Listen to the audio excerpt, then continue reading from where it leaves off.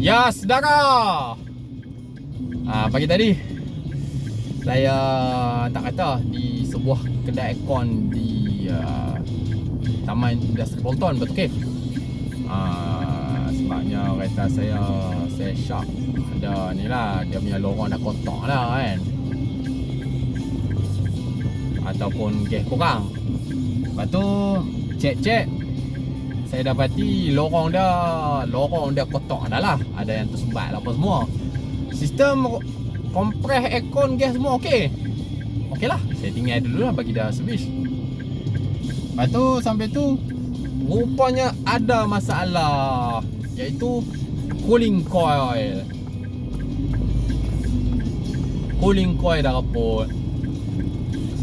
Okey lah, saya duk fikir dia bagi suggest produk atau barang Cina.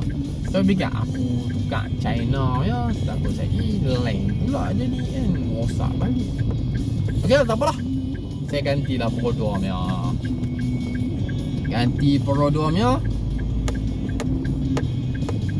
Apa harga dia memang mahal lah sebab orang berdua kan.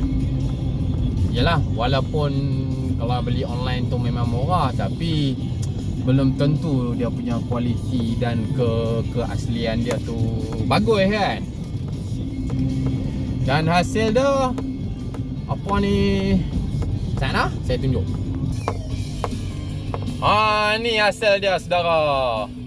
Volume rendah. Macam yang mula-mula saya pakai tu, sejuk Ni belum volume kuat lagi, silap-silap menggigil.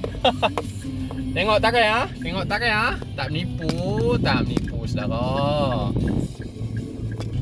Jadi terima kasih kepada Taman Industri Bolton, BS Aircon Auto Service, macam tu lah.